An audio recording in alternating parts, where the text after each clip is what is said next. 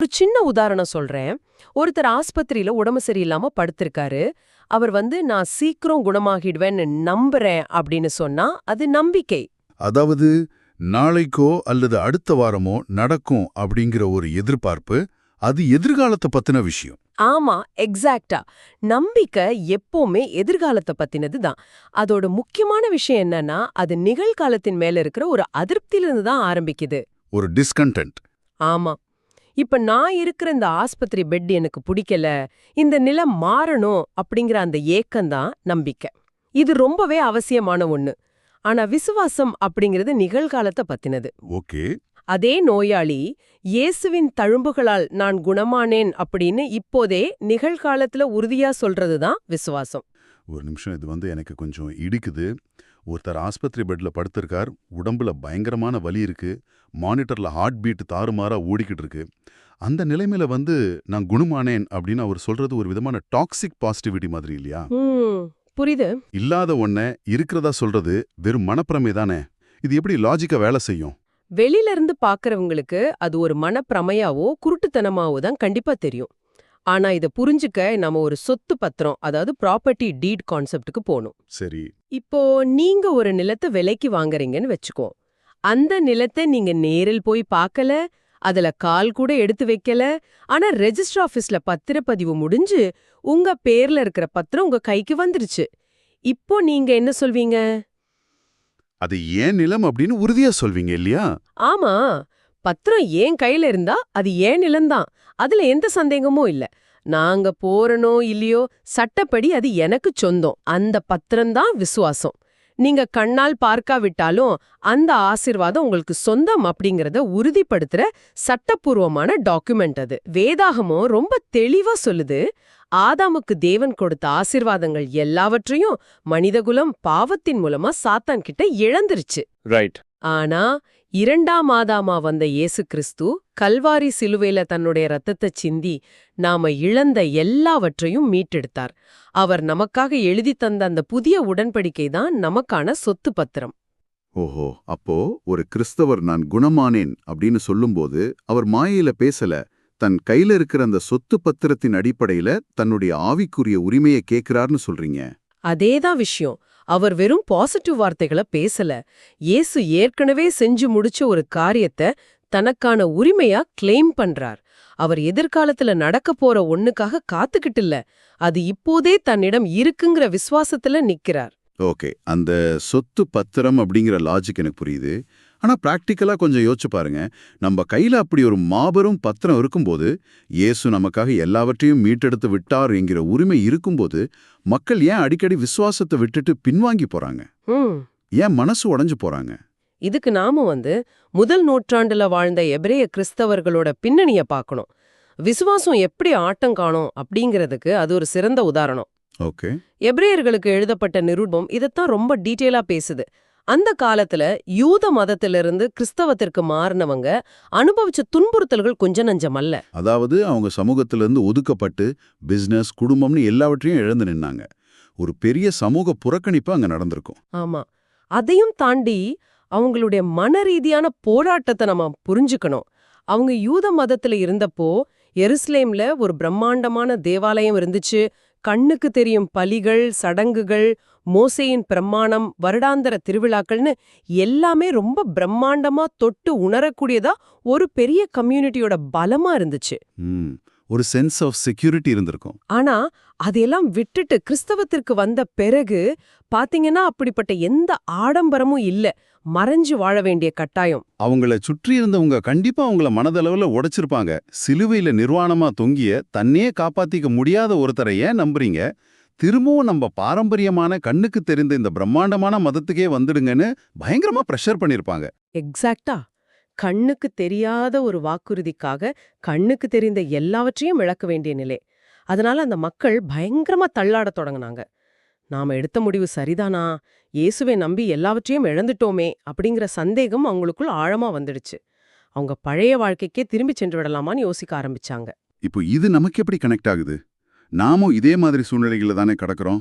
எல்லாமே கை நழுவி போற மாதிரி தோணும்போது, நாம நம்புவதற்கு கண்ணுக்கு தெரியும் எந்த ஆதாரமும் இல்லாத போது, நீ நம்புற கடவுள் உன்னை கைவிட்டுட்டார்னு மத்தவங்க கேலி செய்யும்போது, நாம எப்படி உறுதியா நிக்க முடியும்?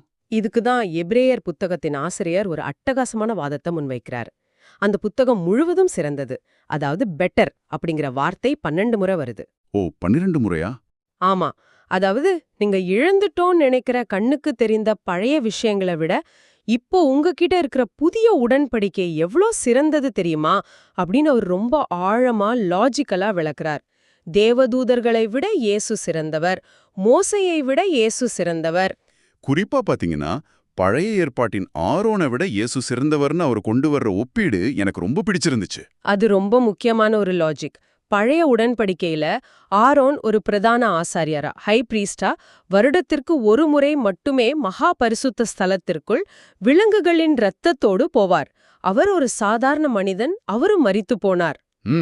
ஆனா இயேசுவோ மரணத்தையே ஜெயித்த பிரதான ஆசாரியரா, தம் சொந்த இரத்தத்தையே சிந்தி பரலோகத்துல இருக்கிற உண்மையான பரிசுத்த ஸ்தலத்திற்குள் நுழைஞ்சு நமக்காக நித்திய மீட்பை அளித்தார். அதாவது வருடா வருடம் செய்யப்படுற தற்காலிகமான ஒரு சடங்குக்கும் ஒரே ஒரு முறை செய்யப்பட்டு நிரந்தரமாக்கப்பட்ட ஒரு சட்டப்பூர்வமான உரிமைக்கும் உள்ள வித்தியாசம். இதைத்தான் அவர் சிறந்தது அப்படின்னு சொல்றாரு. எக்ஸாக்டா. உங்க கையில இருக்கிறது ஒரு சிறந்த நித்திய சொத்து. கண்ணுக்கு தெரியற தற்காலிகமான துன்பங்களை பார்த்து கண்ணுக்கு தெரியாத நிரந்தரமான சத்தியத்தை விட்டுடாதீங்க அப்படிங்கறது அதனுடைய மைய கருத்து. ஓகே, இந்த தத்துவார்த்தமான விளக்கங்கள் எல்லாம் கேட்பதற்கு ரொம்ப நல்லா இருக்கு. எல்லாம் சிறந்தது அப்படிங்கிற கான்செப்ட் மைண்டுக்கு ஒரு அமைதியை கொடுக்குது. ஆனா நிஜ வாழ்க்கையில உங்க உலகமே சுக்குநூறா உழைஞ்சுக்கிட்டு இருக்கும்போது, உதாரணமா வேலை போயிடுச்சு, பேங்க்ல பணம் இல்ல, அல்லது ஒரு தீர்க்க முடியாத நோய் வந்துருச்சு, அந்த இருண்ட நேரத்துல நம்பிக்கையிலிருந்து விசுவாசத்திற்கு எப்படி மாறுறது? இதுக்கு ஒரு ரியல் லைஃப் உதாரணம் இருக்கா? கண்டிப்பா. இதுக்கு பழைய ஏற்பாட்டுல இருக்கிற எரேமியாவோட வாழ்க்கையில நடந்த ஒரு சம்பவம் ஒரு மிகச்சிறந்த பாடம். ஒரு மாஸ்டர் கிளாஸ்னே சொல்லலாம்.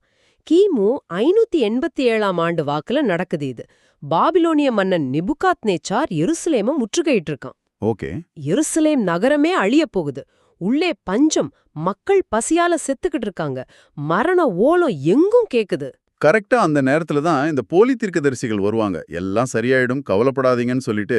ஆமா, அவங்க ராஜாவான சிதேக்கியா கிட்ட போய், பயப்பட வேண்டா ராஜா, தேவன் நம்மோடு இருக்கார், நாம பாபிலோனியார்களை ஜெயிப்போம் அப்படின்னு மக்கள் விரும்பி கேட்கிற பொய்ய சொன்னாங்க.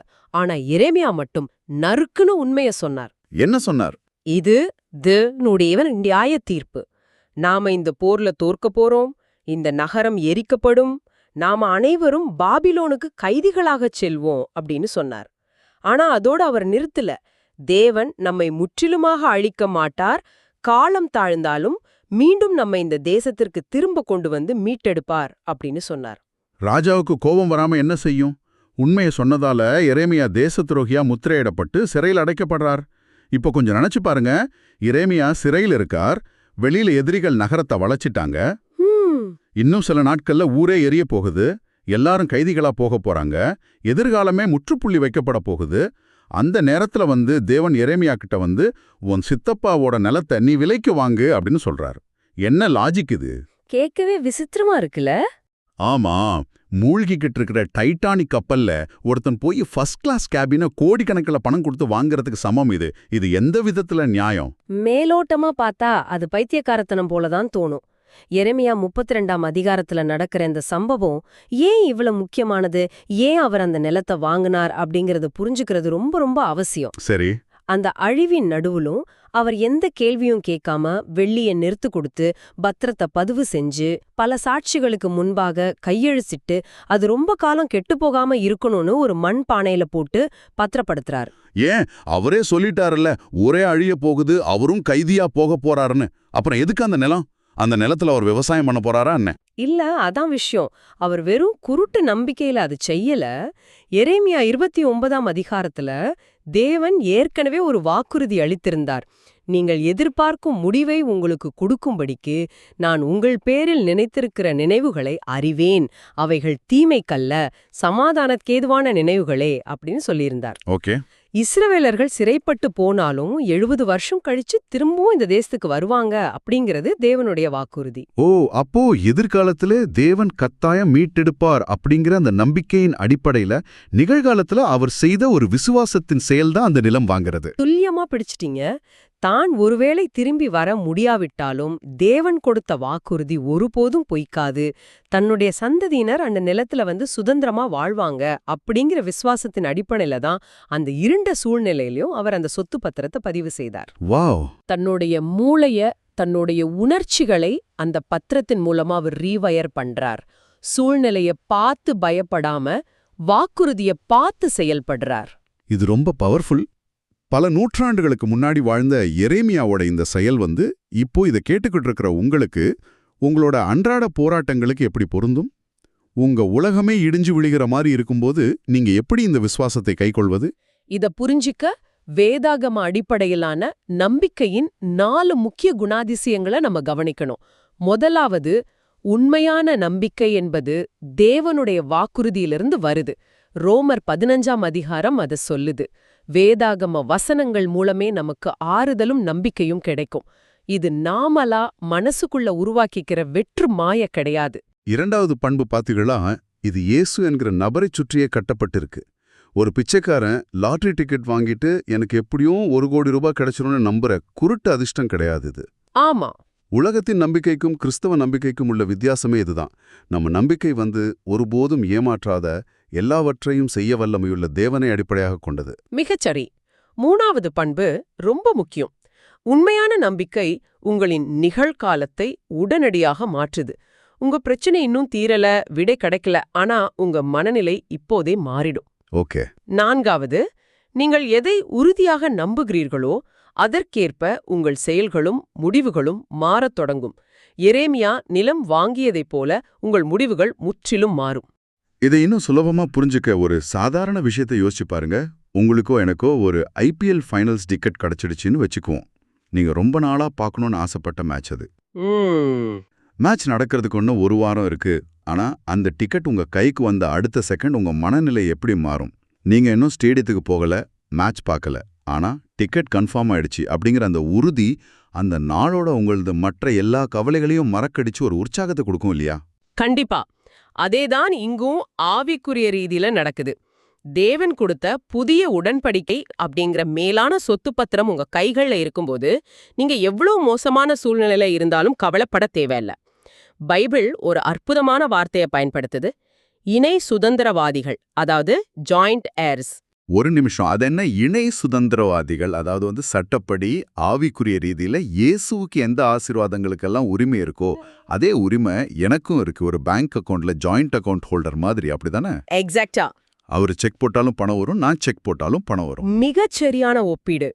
தேவன் இயேசுவுக்கு கொடுத்த அதே உரிமையே உங்களுக்கும் கொடுத்திருக்கார். இயேசு எதை சுதந்திரித்துக் கொண்டாரோ அது உங்களுக்கும் சொந்தம். எனவே உங்களின் தற்போதைய சூழ்நிலையை பார்த்து பயப்பட வேண்டாம். விசுவாசம் அப்படிங்கிறது அந்த வாக்குறுதியை இப்போதே இந்த நிமிடமே உரிமையாக்கிக் கொள்வது. இயேசு எனக்காக செஞ்சு முடிச்சதால இது ஏற்கனவே எனக்கு சொந்தம் அப்படின்னு அறிவிக்கிறது. இன்னைக்கு நாம ரொம்ப ஆழமான ஒரு விஷயத்தை பேசியிருக்கோம். நம்பிக்கைக்கும் விசுவாசத்திற்குமான வித்தியாசத்தை மிக தெளிவா பார்த்தோம். நம்பிக்கை அப்படிங்கிறது தேவனுடைய வாக்குறுதிகளை அடிப்படையாக கொண்ட ஒரு சிறந்த எதிர்காலத்துக்கான எதிர்பார்ப்பு. நான் குணமாகுவேன், என் நிலைமை மாறும் அப்படின்னு எதிர்பார்க்கிறது. ஆனா விசுவாசம் அப்படிங்கிறது அந்த வாக்குறுதிய ஒரு சொத்து பத்திரமா கருதி இப்போதே உங்களுக்கானதா மாற்றுவது. இது ஏற்கனவே எனக்கு சொந்தம் அப்படின்னு அறிவிக்கிறது. ஆமா, இது வெறும் வார்த்தை ஜாலம் அல்ல. இது உங்களுடைய சிந்தனையையும் வாழ்க்கையையும் வேரோடு மாற்றக்கூடிய ஒரு நிஜம். இதை கேட்டுக்கிட்டு இருக்கிறவங்களுக்கு இறுதியா ஒரு விஷயம், நீங்க சிந்தித்து பார்க்க ஒரு கேள்வியோட இதை நம்ம முடிக்கிறோம். நீங்க இப்போ உங்க வாழ்வின் எந்த பகுதியில எரேமியா சந்திச்ச அந்த பாபிலோனிய முற்றுகையை போல ஒரு பயங்கரமான நெருக்கடியை சந்திச்சுக்கிட்டு இருக்கீங்க? எந்த இடத்துல எல்லாமே முடிஞ்சிருச்சு, வழியே இல்ல அப்படின்னு ஒரு சிறை கைதியை போல உணர்றீங்க? அது உங்களுடைய ஆரோக்கியமா இருக்கலாம், நிதி நிலையா இருக்கலாம், அல்லது முறிந்து போன உறவா கூட இருக்கலாம். ஒருவேளை அந்த இருண்ட இடம்தான் தேவன் உங்களை சாதாரண நம்பிக்கையிலிருந்து வலிமையான விசுவாசத்துக்கு நகர்த்த தேர்ந்தெடுத்த இடமா இருக்குமோ? யோசிச்சு பாருங்க. எரேமியாவை போல அந்த இருண்ட சூழ்நிலைக்குள் உங்களின் விசுவாசத்தின் சொத்து பத்திரத்தை நீங்க இப்பதே பதிவு செய்ய தயாரா இருக்கீங்களா? கண்ணுக்கு எதுவும் தெரியாத போதே பிரச்சனையின் நடுவிலேயும் இது எனக்கு சொந்தம் அப்படின்னு உங்களுடைய ஆவிக்குரிய உரிமையே கோர போறீங்களா? ஆரம்பத்துல நாம பார்த்த அந்த எக்ஸ்ரே யந்திரம் உங்க பிரச்சனைகளுக்கு விடை காட்டாம இருக்கலாம். ஆனா இயேசுவின் மூலம் உங்களுக்கு கிடைச்சிருக்கிற புதிய உடன்படிக்கை என்கிற சொத்து பத்திரம் மிக தெளிவானது. இந்த ஆழமான அலசல்ல இணைந்தமைக்கு நன்றி. மீண்டும் சந்திப்போம்.